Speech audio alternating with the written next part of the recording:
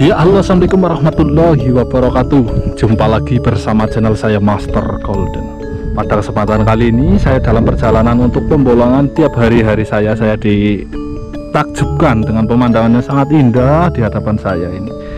Di sini jalan ini adalah jalan tembus antar pegunungan, dimana tadi saya membolang itu nan jauh di sana ya.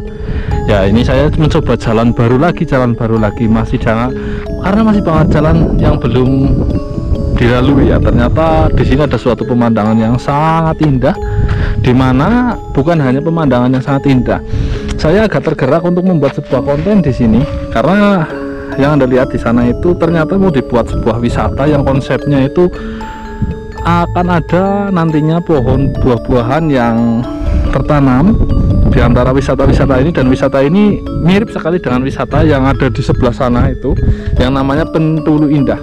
Wisata itu adalah wisata di pagi hari, di mana di ujung perbukitan itu kalau ada beberapa waktu atau momennya pas itu seakan-akan Anda itu berada di atas awan. Ketika awan turun di pagi hari, mengembun di pagi hari, itu seakan-akan pegunungan ini berada di atas awan. Jadi ya rasanya di kayangan seperti itu bunyinya. Sejenak saya beristirahat dan meminum sebuah es teh yang tadi di atas ternyata udah ada warung, dan berbincang-bincang dengan bapak yang ada di sini. Kemungkinan dia agak tahu banyak dengan sejarah ini.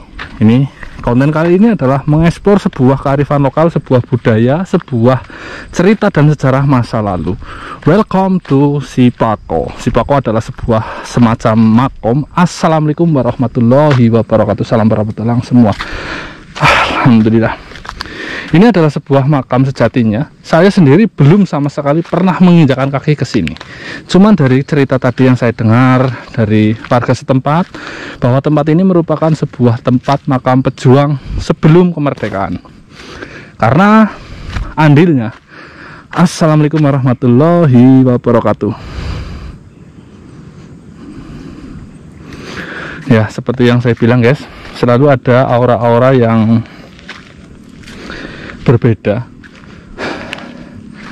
di setiap makam-makam kuno. Ini makom. Nah, ini kita lihat, ini perjalanannya. Ini saya dalam porsi sedang bolang ya guys. Tadinya sedang bolang batu, sekalian wisata religi dan sekalian menunjukkan sejarah-sejarahnya. Di hadapan Anda itu ada pohon jambu besar lumayan, mungkin ada lingkar kurang lebih 4 meter ya. Oke, nanti ternyata ini saya lewat belakang guys. Woyo. Oke, kita lanjut.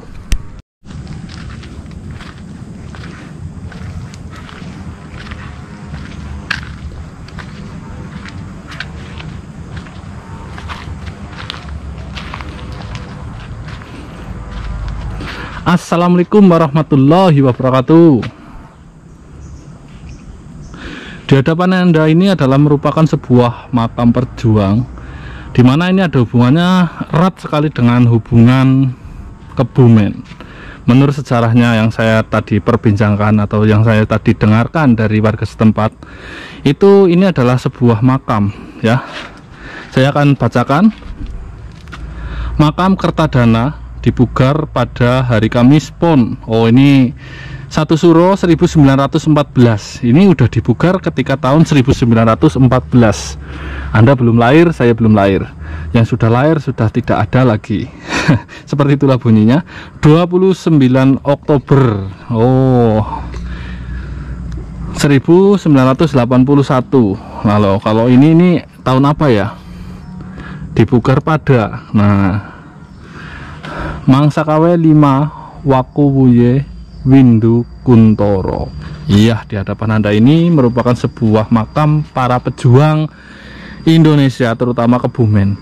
Ya, makam ini adalah makam Mbah Kertadana, atau bisa dikenal dengan makam Sigaluh ya, dari Banjarnegara. Karena ini merupakan hubungan sejarah antara Kebumen dan Banjarnegara. Ketika itu ini makam Mbah Kertadana ini merupakan pejuang melawan penjajahan Belanda. Yang kedua itu melawan Arum Binang.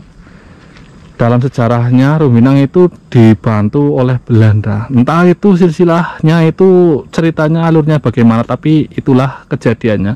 Dan ketika itu kota Kebumen yang berada di sebelah selatan jauh di sana, ya, sekitar 25 km dari sini, itu adalah kota pertempuran antara Mbah Kertadana dan Mbah Arum Binang. Arum Binang sendiri itu merupakan sejarahnya juga penting bagi Kebumen. Tapi ketika itu Arum Binang itu masih atau berkongsi dengan Belanda. Nah, itu saya yang perlu gali lagi, karena ada kata-kata Mbah Arum Binang berkongsi dengan Belanda. Mungkin saya kurang paham atau kurang banyak pengetahuannya, sehingga di situ saya agak bingung ya. Kenapa? Karena Mbah Arum Binang itu memiliki sejarah sendiri, dimana saya juga kurang paham intinya sejarah di Kebumen. Dan ini malah porsinya dari Banjar, dari Kadipaten Sigaluh, itu membantu masyarakat Kebumen untuk melawan para penjajah Belanda, yaitu ketika itu malah bertempur melawan Arum Binang yang dibantu oleh Belanda. Dan karena mungkin keterbatasan atau kekalahan teknologi atau bahkan keterbatasan tentara, sehingga beliau itu mundur sampai ke Mertakanda, mundur lagi, dan akhirnya beliau wafat, atau ketika dalam pertempuran itu beliau wafat dan dimakamkan di Gunung Sipako ini. Sipako ini terkenal sebagai penembahan Sipako.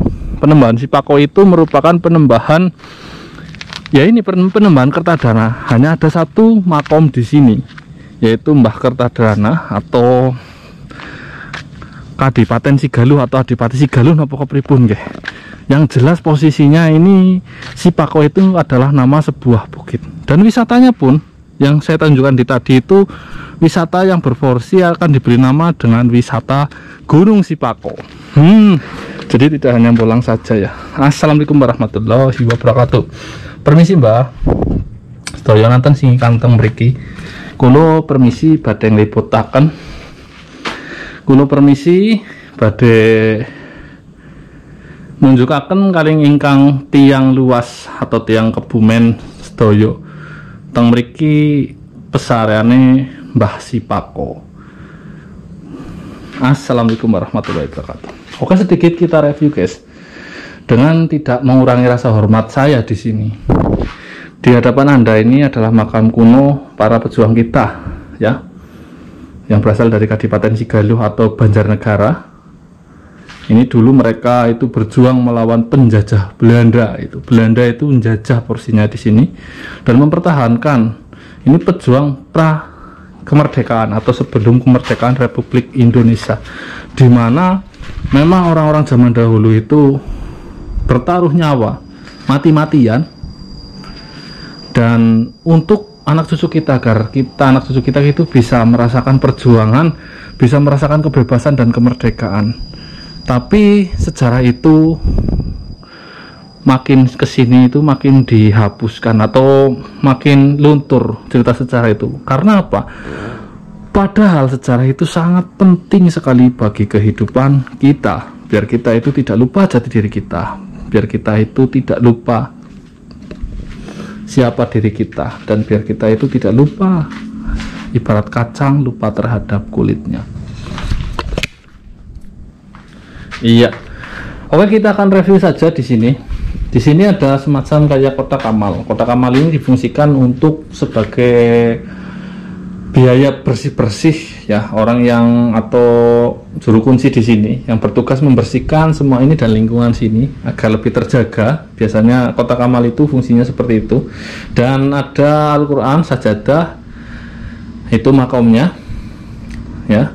Terus ada beberapa bakaran menyan di sini guys. Nah, itu saya nggak ikut-ikutan ya. Itu ada tempat pembakaran kemenyan di sini sampai setinggi itu, menggunung seperti ini. Ada juga beberapa potong dupa dan rokok di sini. Itu hak mereka ya yang datang ke sini. Yang jelas saya ke sini itu hanya napak tilas dan mendoakan Mbah Kertadana, posisinya sebagai yang bermakom di sini. Setelah itu saya menunjukkan kepada halayak umum. Oke, saya akan keluar. Assalamualaikum warahmatullahi wabarakatuh. atau bagai seluruh Indonesia, bahwa pejuang-pejuang kita memang sangat gigih memperjuangkan negara kita ini. Maka dari itu kita sebagai penerus, kita sebagai anak cucu, dan kita sebagai penerus kemerdekaan, kita itu wajib menjaga kemerdekaan itu sendiri. Kita wajib menjaga negara dari jajahan era 40. Jajahan era 40 apa saja, banyak sekali yang perlu kita bahas, tapi itu bukan porsi saya. Yang jelas anda sendiri yang nonton pasti akan tahu, era 40 adalah era digital, di mana era itu merupakan era-era yang sangat krusial ya guys. Era itu era penjajahan bagi para kapitalis. Era itu era penjajahan bagi para kapitalis, dan penjajahan itu tidak bersifat nyata seperti dulu ketika zaman Belanda ya guys. Penjajahannya itu bersifatnya itu lebih halus, seakan tipu daya, tapi kita nggak merasa dijajah, tapi sejatinya kita dijajah. Oke, inilah suatu hikmah atau suatu bukti kita mendatangi tempat-tempat nampaktilas pejuang zaman dahulu, sehingga kita mengingat betapa susahnya mereka berjuang sampai merelakan nyawa yang sangat berharga itu, keluarga merelakan semua demi Indonesia merdeka. Kita jadi mengingat semua itu, kita jadi mengingat sejauh itu. Dan yang pasti kita ketika berziarah itu kita mengingat mati guys, karena manusia hidup sejaya apapun itu akan mati. Manusia hidup seterkenal apapun akan mati, dan ketika anda mati semua akan berakhir, kecuali amal baik anda, kecuali amal baik anda yang anda perbuat di dunia ini, itu yang akan membawa anda semua berguna di alam akhirat. Mungkin sampai di sini dulu perjumpaan kita di konten kali ini, karena tidak hanya pembolangan batu, petualangan itu bisa jadi napaktilas dan yang lain-lain, agar semata-mata kita ingat terhadap masa lalu kita dan sejarah kita. Bersama channel saya Master Golden. Wassalamualaikum warahmatullahi wabarakatuh. Salam para petualang semua, mantap jos.